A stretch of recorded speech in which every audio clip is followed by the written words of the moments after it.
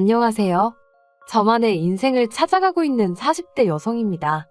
머릿속 정리도 하고 남들에게 말 못했던 가슴속 응어리도 끄집어 내볼까 요 찾아왔네요. 남편과 저는 지금으로부터 15년 전에 결혼했어요.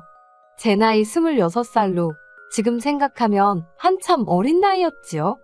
저희가 처음 만난 건 중학생 때로 거슬러 올라갑니다. 남편 말로는 그때부터 혼자 저를 짝사랑했다고 하대요. 그런데 그때 저는 그런 건 전혀 몰랐어요. 남편이 자긴 안 쓴다며 저에게 인형이라던가 좋은 볼펜이라던가 싫다고 해도 쥐어주던 기억이 남아있긴 한데 그게 남편은 나름대로 저에게 좋아하는 마음을 표현하는 행동이었다는 걸 나중에서야 알게 되었지요. 이후로 남편은 남고로 저는 여고로 진학을 했어요. 그런데 남편이 고등학교에 진학한 이후로도 종종 저를 만나자고 불러내거나 뜬금없이 편지를 보내온다던가 하면서 서로 간의 연락은 끊어지지 않았네요. 그러다 20살의 봄, 대학생이 된 남편이 저에게 여자친구가 되어달라며 정식으로 데이트 신청을 해왔습니다. 저는 대학을 포기하고 작은 사무실에서 사회생활을 시작한 상황이었지요. 남편과 저 두 사람의 연애만 놓고 보자면 하루하루 즐겁고 행복했어요. 하지만 사귄 지 2년쯤 되던 때 시댁에서 저희 두 사람의 만남을 알게 되셨습니다. 어머님은 저를 불러놓고 제가 문제가 아니라 제 배경이 문제라며 타박을 하셨는데 문제는 어머님의 마음을 제가 이해할 수 있었고 뭐라고 반박할 수도 없었다는 거예요. 친정아버지는 여자의 눈이 멀어 오래전 집을 나가셨어요. 친정어머니는 마음의 병으로 술없이는 못 사시는 분이셨고요. 그리고 남편과 저는 학창시절을 같이 보냈다 보니 어머님은 이런 제 가정사를 다 알고 계셨네요. 자존심도 상했고 동시에 제가 바꿀 수 있는 게 하나도 없는 상황이었던 만큼 너무 답답했어요. 그리고 한편으론 왜 이런 소리까지 들어가며 남편과 만나야 하나 싶기도 하대요. 남편이 저에게 분에 넘치는 사람 같기도 하고 그래서 결국 남편에게 헤어지자고 했습니다. 일부러 남편 입대가 며칠 남지 않았던 시점에 이야기했어요. 군대에 가서 저 같은 건 싹 다 잊고 오라고요. 하지만 이게 웬걸 오히려 역효과가 나고 말았습니다. 남편이 어머님 아버님 떨어보라며 저랑 헤어질 바엔 차라리 이 세상을 하직하겠다고 편지를 써놓고 한강다리에 갔거든요. 어머님 아버님이 제가 사는 곳에 찾아와서는 빨리 같이 가달라 하시는데 두 분 다 얼굴이 정말 하얗게 질려 있었어요. 그게 지금도 기억에 생생합니다. 결국 우여곡절 끝에 저희는 다시 만나게 되었습니다. 그때부터는 어머님 아버님도 저희한테 만나라 어째라 그런 소리를 일절 안 하시대요. 그리고 저희는 이후로 아무 문제 없이 꼬박 6년의 연애를 하고 결혼 이야기까지 나오기 시작했지요. 그런데 이 이야기가 어머님 아버님 귀에도 금세 들어갔더라고요. 어머님이 저를 부르시더니 정말로 결혼할 거냐고 물으셨어요. 그리고는 당신은 솔직히 저희가 이렇게 오래 만날 줄 몰랐고 저를 며느리로 들일 생각도 해본 적이 없답니다. 하지만 남편이 저 아니면 안 된다고 하니 어쩌겠냐면서 대신 당신도 조건이 하나 있다 하시대요. 그리고는 당시 제가 다니고 있던 회사를 관두고 어머님 아버님이 운영하시는 공장에서 일을 하라셨지요. 당신 집안 사람이 되는 거니 당연한 거 아니냐 하시는데 솔직히 당황스럽더군요. 그도 그럴 것이 저에게는 회사를 그만둘 수 없는 이유가 있었으니까요. 제가 다니던 회사는 직원 수는 10명 남짓으로 규모는 무척 작았지만 사장님이 참으로 좋은 분이셨어요. 당신 나름의 목표와 비전이 있어서 직원들 한 명 한 명 먹고 사는 일에 신경을 많이 써주셨지요. 특히 근속 10년차 직원에게는 대학을 갈 수 있는 기회를 주셨는데 대학에 간다는 건 저에겐 간절한 꿈이기도 했거든요. 그런데 이런 제안에 남편이 보인 반응은 뜻밖이었습니다. 제가 자기와 결혼만 하면 그깟 대학 자기가 보내줄 수 있는 거라며 남편 말로는 고민거리도 못 된다는 거예요. 일단 식부터 올리고 같이 살면서 자리만 잡으면 대학이야 언제든지 제가 원할 때 갈 수 있다면서요. 그리고 저는 어리석게도 그 말을 믿었습니다. 오랫동안 저에게 한결같은 사랑을 보여준 남편이 하는 말이었으니 꼭 지켜줄 거라 생각했지요. 그래서 회사에도 사정을 이야기하고 퇴사를 하게 되었습니다. 어머님 아버님이 운영하셨던 공장은 직원 수 5으로 국수와 떡을 만드는 곳이었어요. 규모가 크지도 않았고 체계가 제대로 잡혀있지 않아서 공장 분위기가 무척 어수선했던 게 지금도 기억이 나요. 게다가 저로서는 공장 일이 익숙치가 않아서 하루하루가 고되더군요. 하루 종일 뜨거운 김과 씨름을 하니 집에 가면 얼굴은 벌겋고 온몸은 땀으로 젖어있기가 일쑤였지요. 힘든 나날이었지만 그래도 불평불만 없이 성실하게 일했습니다. 제 부족한 조건들 전부 다 몸으로 때운다는 심정으로 이를 악물고 열심히 했어요. 그렇게 공장 일에 매달리다 보니 언젠가부터 대학 생각은 안 나더라고요. 생각할 틈이 없었다고 해야 할지 대신 공장에 욕심이 나기 시작했어요. 공장 주인이 되고 싶다 그런 것보다 책임의식이랄까요. 규모도 키우고 싶고 더 좋은 물건을 만들어내고 싶고 어떻게 하면 더 사업을 확장할 수 있을까 저도 모르게 그런 고민을 하고 있더라니까요. 그리고 이런 제 태도가 어머님 아버님 눈에는 꽤나 기특해 보였던 모양이에요. 공장에서 일한 지 8년쯤 되던 해에 아버님이 저와 남편을 불러놓고는 그간 고생이 많았다며 당신들이 은퇴하게 되면 공장은 저에게 물려주실 거랍니다. 그러니 앞으로도 제 거라고 생각하고 열심히 해보라는 거예요. 그리고 그 이야기를 들었을 땐 공장을 갖게 되었다는 기쁨보다는 어머님 아버님께 드디어 인정을 받았다는 사실이 감격스러워서 정말 많이 울었어요.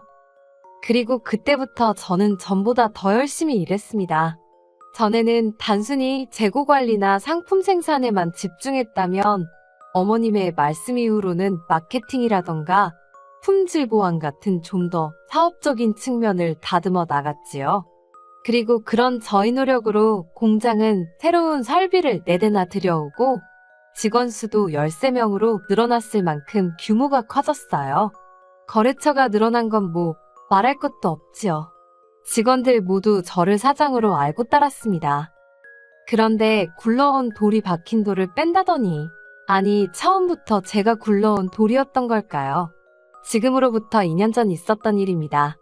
남편에게는 위로 4살 많은 신우가 있는데 신우가 한국에 돌아왔어요. 신우는 미국인 남편과 미국에서 살던 사람입니다. 2년에 한 번 정도 한국에 와서 며칠 있다 가는 게 전부라 사실 몇 번 대화를 나눠본 적도 없어요.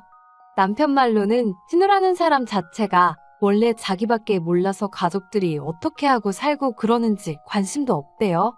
하지만 남편이 뭐라고 말하건 간에 저랑은 접점 자체가 없었으니까 싫고 좋고도 따로 없었지요. 그런데 그런 신우가 미국인 남편과 헤어지기로 했다면서 짐을 싸들고 한국에 온 겁니다. 그리고는 당연히 다른 곳엔 연고가 없으니 어머님 아버님 댁으로 들어가 살기 시작하더군요. 처음엔 어머님 아버님도 덜 적적하시고 좋으시겠다고만 생각했어요. 그런데 언젠가부터 신우가 걸핏하면 공장에 나타나 이것저것 참견을 하고 다니대요. 하지만 이야기를 나눠보면 알잖아요. 저 사람이 뭘 좀 알고 하는 소린지 그냥 떠들어대는 건지. 신우는 아무것도 모르는 사람이었습니다. 그런데 어이없게도 그런 일이 몇 번 있은 뒤 어머님 아버님은 신우가 며칠 만에 아주 전문가가 다 되었다며 이참에 공장을 신우에게 맡겨야겠다는 거예요. 제 귀를 의심했습니다. 10년 넘게 제가 도맡아 해왔고 저에게 주신다고 하셔놓고는 하루아침에 손바닥 뒤집듯 다른 말을 하시다니 믿을 수가 없었지요.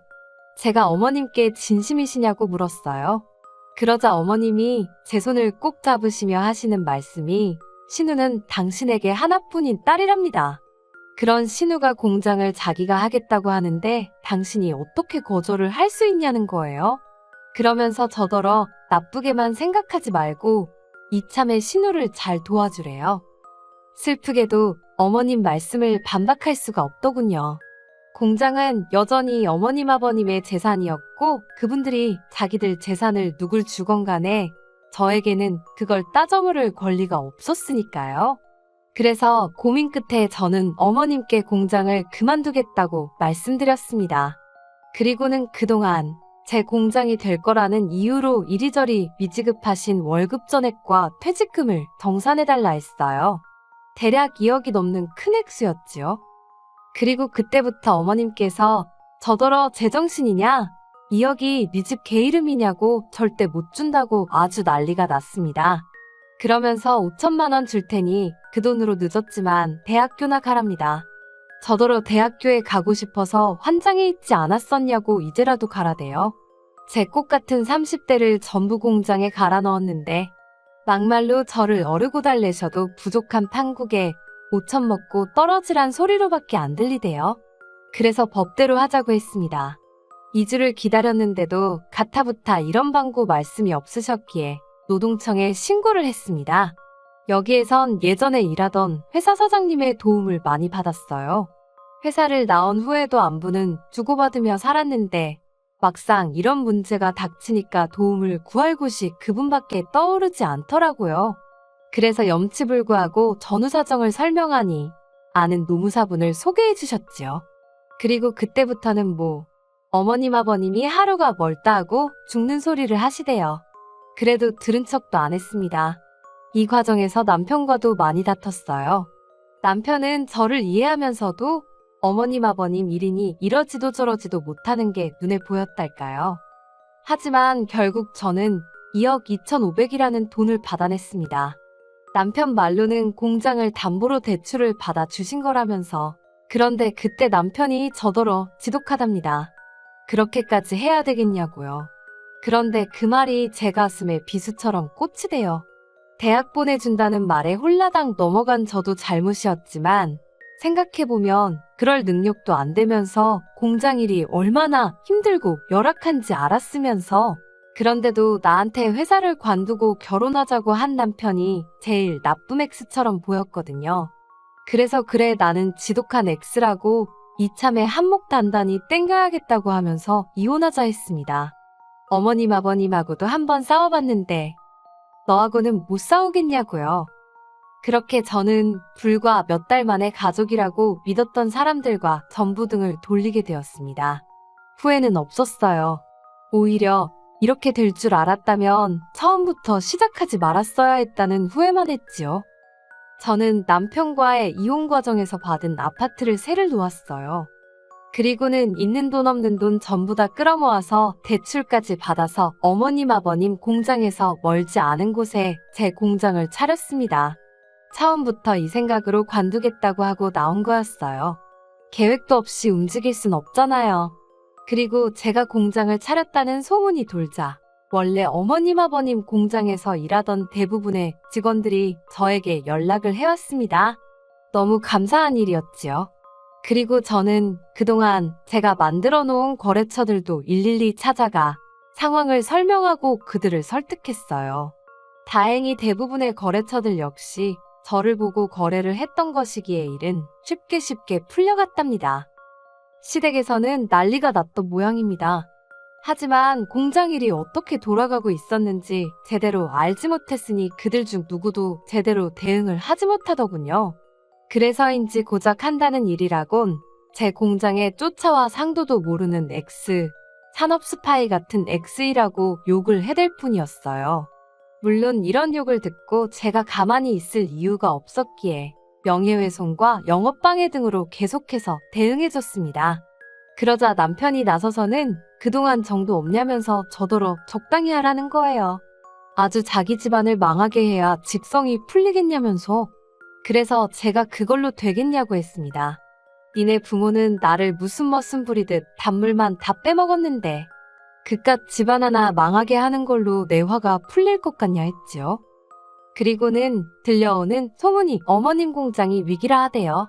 제 퇴직금이 다 뭐다 해서 대출받았지. 거래처 70% 이상이 떨어져 나갔지. 아마 어디서부터 어떻게 손을 대야 할지도 몰랐을 거예요. 그러니 오죽하면 신우가 저를 찾아와서는 한 번만 살려달라 소리를 했을까요. 기껏 한다는 소리가 자기는 제가 그렇게 공장에 애착이 있는 줄 몰랐다고, 자기는 이제 공장 일에 관심 없다면서 저더러 돌아와서 다시 맡아달라대요. 어머님 아버님 사시던 아파트까지 담보 잡아서 대출받았다고, 제발 살려달라고 앞에서 닭똥 같은 눈물을 흘려대던데, 그 눈물 저도 어머님 아버님 앞에서 여러 번 흘렸었지요. 그래서인지 와닿지가 않더라고요. 다시는 찾아오지 말라 했습니다. 그리고 결국 어머님의 공장은 경매로 넘어갔어요. 그리고 직원들이 말해주기로는 어머님 아버님은 사시던 아파트도 팔았다대요. 그리고 있는 돈 없는 돈 다 끌어모아서 좀 더 떨어진 동네에 작은 빌라로 이사를 가셨다는 모양이에요. 신우랑 남편이 이제 부모를 먹여 살리려나요? 알빵가요. 아직 작은 빌라로 이사갈 여유가 있었다는 게 화가 날 뿐입니다. 그래도 이제 가슴속 응어리나 분노는 조금씩 내려놓으려고요. 힘들고 고달프긴 했어도 꿈을 꾸던 시절이었고 덕분에 지금 이 자리까지 올 수 있었다고 생각합니다. 저는 이제 시부모님이나 남편의 말 한마디에 울고 웃는 여자가 아니라 제 사업을 이끌어가는 당당한 여자니까요.